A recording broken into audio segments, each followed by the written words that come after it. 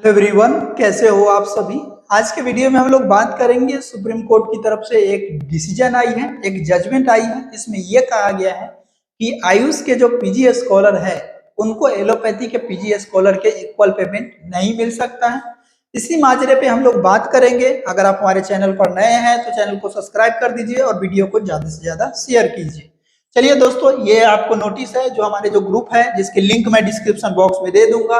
वहां पर मैंने इस पूरी नीट नोटिस की पीडीएफ को डाल दिया है, वहां से आप इसको देख सकते हो।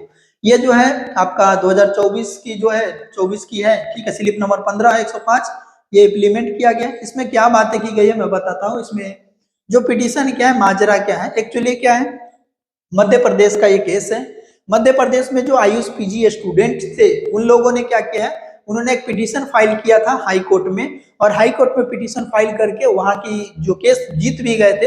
वहां की कोर्ट ने कहा था कि आयुष और एलोपैथी दोनों डॉक्टर्स के जो एमडी स्टूडेंट्स हैं, पीजी स्कॉलर है, चाहे आयुष हो चाहे वो मॉडर्न मेडिसिन के हो, दोनों को इक्वल पेमेंट दिया जाए। जिसको लेकर के यहाँ की जो गवर्नमेंट है वो सुप्रीम कोर्ट चली गई, और सुप्रीम कोर्ट में जाकर के वहां एक एफिडेविट सबमिट करती है, सेम केस को सबमिट करती है। ठीक है, आपको याद होगा कि एक जो सेम जो एफिडेविट जो सब्स्टिट्यूट रखा था, उसी सब्स्टिट्यूट को सेम एफिडेविट जो गुजरात सरकार ने, जब गुजरात के अहमदाबाद हाई कोर्ट ने स्टूडेंट के फेवर में डिसीजन दिया था और ये कहा था कि आयुष के डॉक्टरों को इक्वल पेमेंट दिया जाए एलोपैथी के बराबर, तो वो चली गई थी सुप्रीम कोर्ट, और सुप्रीम कोर्ट में उन्होंने 2013 की जो एफिडेविट थी उसी एफिडेविट को सबमिट करती है। आप सोच सकते हो दोस्तों कि 2013 से अभी तक में कितना साल का डिफरेंस है। अभी 2024 है, लगभग 11 साल का डिफरेंस है, और 11 साल से फिर से री एफिडेविट और चीजें नहीं की गई।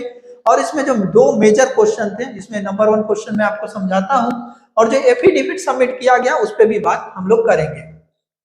Different scale of pay can be fixed for the officer appointed of the same cadre on the basis of educational qualification। मतलब एजुकेशनल क्वालिफिकेशन सारे कोर्स के एमडीएमएस इक्वल है तो उनकी पेमेंट इक्वल होनी चाहिए। ठीक है, और इक्वल वर्क को इक्वल पे का जो है वो उठाया गया था कि जो एलोपैथिक डॉक्टर्स और आयुष के डॉक्टर्स को इक्वल पे दिया जाना चाहिए। ठीक है, अब नेचर ऑफ डिस्चार्ज वगैरह जो के आधार पर उन्होंने अपना जो लॉजिक दिया ये समझ सकते हैं कि जो यहाँ पर जो अपॉइंट किए जाते हैं ये 3 कैडर में अपॉइंट किए जाते हैं। मध्य प्रदेश में मेडिकल ऑफिसर्स के तौर पे 3 कैडर में बांटा गया है। पहले कैडर में इन्होंने रखा है, किसको किसको से बताता हूं मैं आप लोगों को। That's are respect to medical service doctors MD MS post graduate degree diploma appointed at class 1 specialized cadre में रखा है। क्लास 1 स्पेशलाइज्ड कैडर में एलोपैथी के डॉक्टर्स और एमडी एमएस को रखा गया है। होम्योपैथी के डॉक्टर्स को क्लास 3 कैडर में रखा गया है, जबकि आपको जान के आश्चर्य होगा आयुर्वेद को जो है क्लास 2 कैडर में रखा गया है, क्लास 2 के पोस्ट में रखा गया है। ठीक है, ये सब कंडीशन रखी गई है, और उसमें जो एफिडेविट जो सबमिट की गई है बड़ा ही दर्द दुखनीय है, और इसका कड़ा विरोध आप सबको याद होगा। आज से कुछ महीने पहले भी है जब सुप्रीम कोर्ट ने गुजरात गवर्नमेंट के पिटीशन पे जवाब दिया था, जब डिसीजन दिया था तो हमने बहुत विरोध किया था, लेकिन उस समय भी कुछ हुआ नहीं था।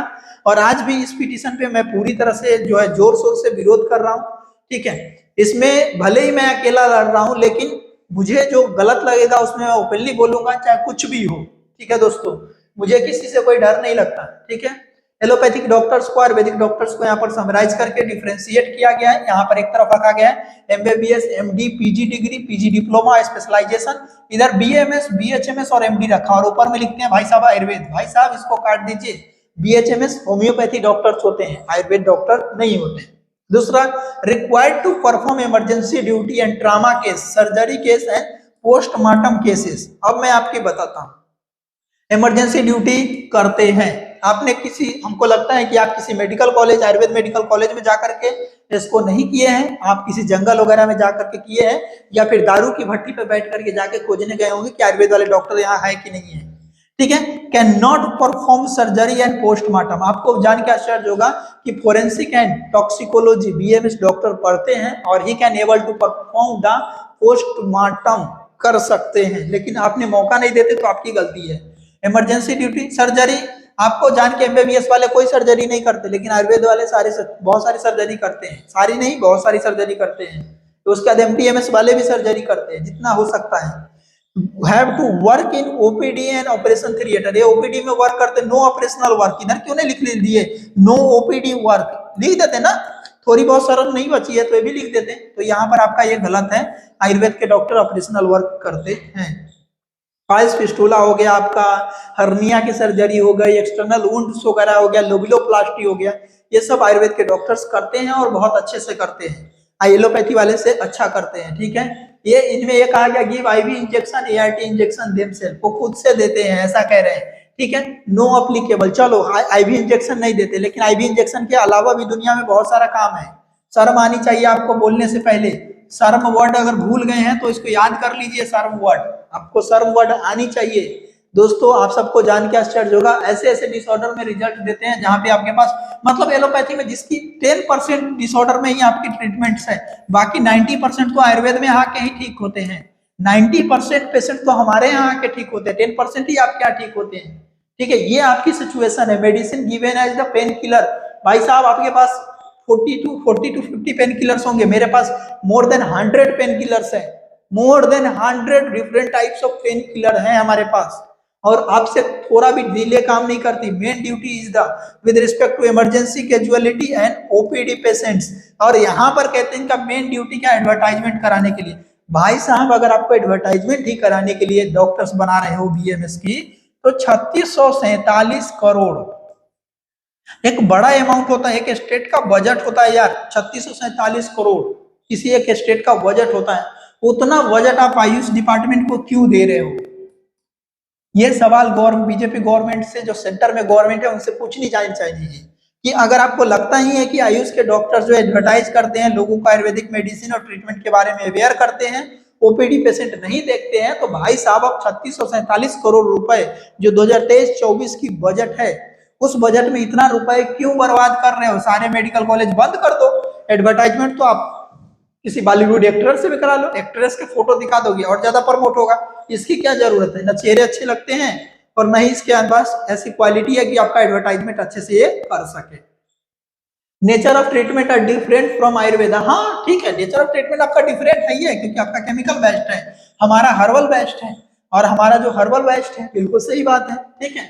सच doctors are not easily available. ये डॉक्टर्स आपको देवलोक में मिलेंगे, ठीक है, और ये डॉक्टर्स आपको अवेलेबल इन प्लेंटी यानी पृथ्वी लोक पे मिलेंगे।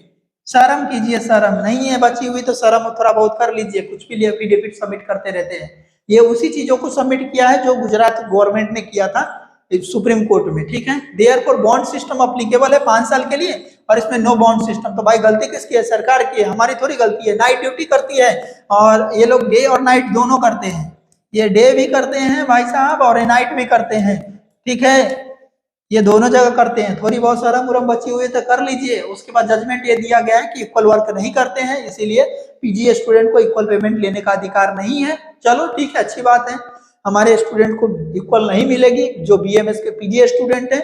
लेकिन इसमें से जितनी बातें आपने कहा है बिल्कुल गलत है। अगर आपको सर्टिफाई करना है तो मैं एनसीआईएसएम से एक रिक्वेस्ट करता हूँ, प्लीज एंड प्लीज इसको आप एक बार इस पर एक्शन लीजिए, स्ट्रिक्ट एक्शन लीजिए प्लीज। और आप सबसे भी रिक्वेस्ट है कि इस वीडियो को ज्यादा से ज्यादा शेयर कीजिए ताकि ये वीडियो एनसीआईएसएम की टीम तक पहुंच सके। Thank you so much.